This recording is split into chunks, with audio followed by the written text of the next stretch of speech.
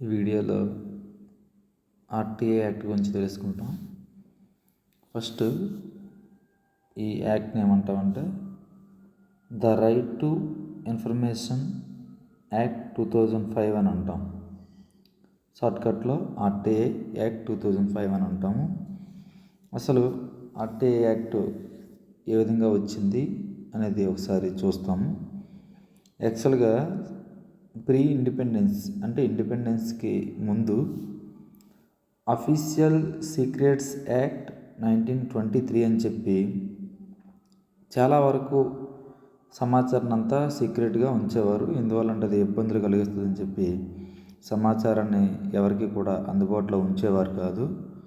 దాని తర్వాత 1996లో national campaign for people's right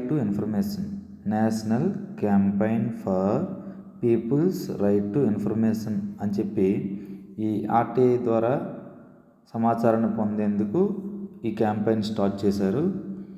దాని తర్వాత 2000లో ఈ ఇన్ఫర్మేషన్కి సంబంధించిన బిల్లుకి డ్రాఫ్టింగ్ చేయడం జరిగింది.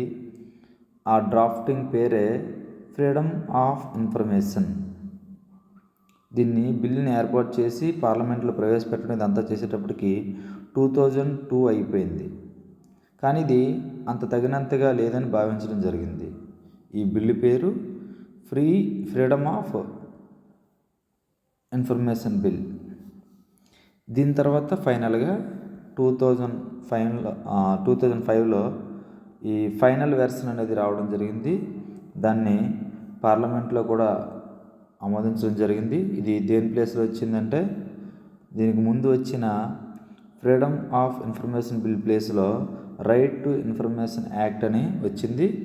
దీనికి ప్రెసిడెంట్ సైన్ పూర్తిగా పార్లమెంట్ ఆమోదం ఎప్పుడు జరిగిందంటే June 15, 2005లో పార్లమెంట్ ఆమోదం అనేది పూర్తిగా జరిగింది. దాని తర్వాత ఇంప్లిమెంటేషన్లోకి రావడం అనేది అదే సంవత్సరంలో October 12 నుండి ఇంప్లిమెంటేషన్లోకి రావడం జరిగింది. మరి ఈ రైట్ టు ఇన్ఫర్మేషన్ యాక్ట్ యొక్క ముఖ్యమైన ఉద్దేశం ఏంటి? ముఖ్యంగా పారదర్శకత, దీన్ని ఇంగ్లీష్లో ట్రాన్స్పరెన్సీ అని అంటాం. నెక్స్ట్ జవాబుదారీతనం అంటే అకౌంటబిలిటీ అని అంటాం.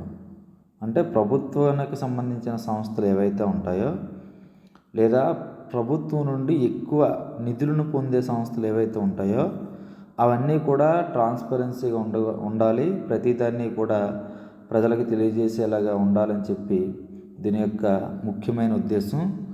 దీని ద్వారా ఏమవుతుందంటే ఎక్కడైనా కరప్షన్లు అవి అయ్యేటప్పుడు ఆ సమాచారాన్ని సంబంధిత వ్యక్తులు కానీ ప్రజలు కానీ భారత పౌరులుగా ఎవరైనా సరే దీన్ని పొందడానికి అవకాశం ఉంటుంది.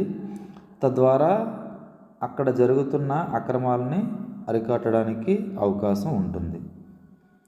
నెక్స్ట్ ప్రజాస్వామ్యంలో ప్రజల క్రియాశీల పాత్రను పోషించడం. అంటే ప్రజలు ఇదేమీ నాకు సంబంధం లేదు అన్నట్టుగా కాకుండా ప్రతి ఒక్కరు కూడా ఈ డెమోక్రసీ ప్రాసెస్లోని సమాచారాన్ని సేకరించడం, ఎవరినైనా ప్రశ్నించడం ద్వారా జవాబుదారీతనాన్ని పెంచడం, ఇవన్నీ కూడా ప్రజాస్వామ్యంలో కీలకంగా మారడం, ప్రజలు కూడా ఈ డెమోక్రసీలో క్రియాశీలక అంటే యాక్టివ్ రోల్ ప్లే చేయడం అనేది దీని యొక్క ముఖ్య ఉద్దేశం.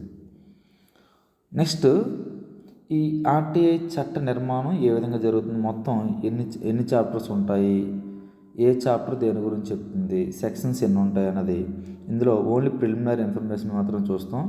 అందులో ఫస్ట్ది స్టార్టింగ్ దీంట్లో చెప్పుకోవడానికి 6 చాప్టర్స్ ఉంటాయి. 6 చాప్టర్స్ కలిపి 31 సెక్షన్స్ ఉంటాయి. ఈ 31 సెక్షన్స్లో ఫస్ట్ది చాప్టర్ 1 దేని గురించి చెప్తుందంటే ప్రిలిమినరీ ఇన్ఫర్మేషన్. ఈ ప్రిలిమినరీ ఇన్ఫర్మేషన్లో 1 to 2 సెక్షన్స్ ఉంటాయి. ఇందులో సెక్షన్ 1 దేని గురించి చెప్తుందంటే ఇది మొత్తం ఎక్కడెక్కడ వర్తిస్తుంది, దీని షార్ట్ టైటిల్స్ చెప్తుంది. షార్ట్ టైటిల్స్ అంటే షార్ట్కట్లో దీని పేరు ఏంటంటే ఆర్టీఐ యాక్ట్ 2005. ఇది మొత్తం దేశం అంతా వర్తిస్తుంది, ఒక్క జమ్మూ కాశ్మీర్కి మాత్రం వర్తించదని చెప్పి అప్పుడు చట్టంలో చెప్పడం జరిగింది.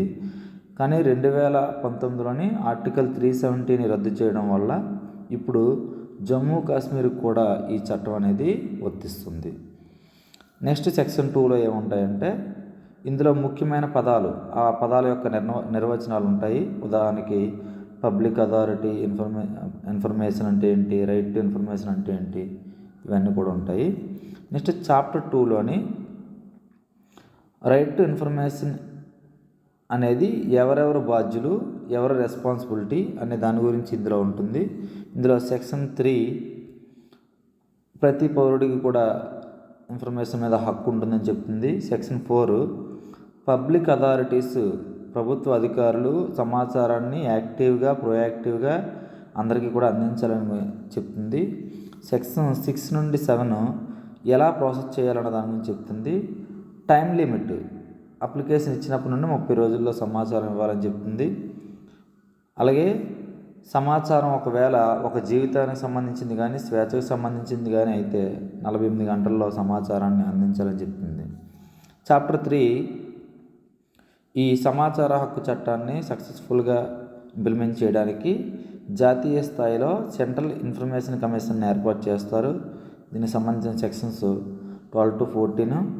ఈ చీఫ్ ఇన్ఫర్మేషన్ కమిషనర్తో పాటు 10 మంది ఇన్ఫర్మేషన్ కమిషనర్స్ ఉంటారు. వాళ్ళకి సంబంధించిన టెన్యూర్స్, శాలరీస్ ఇవన్నీ కూడా ఉంటాయి.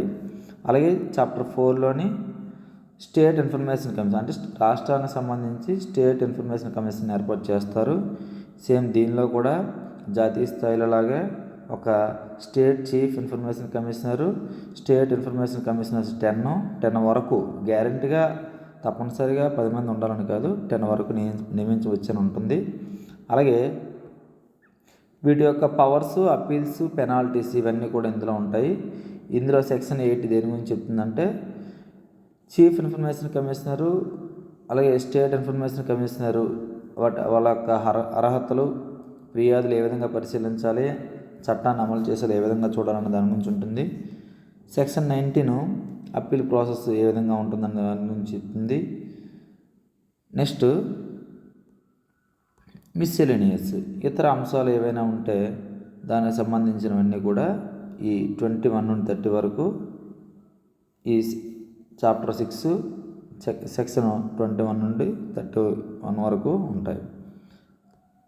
దాంతోపాటు ఈ సమాచార హక్కు చట్టంలోని కొన్ని కరెక్షన్లు కూడా చేశారు.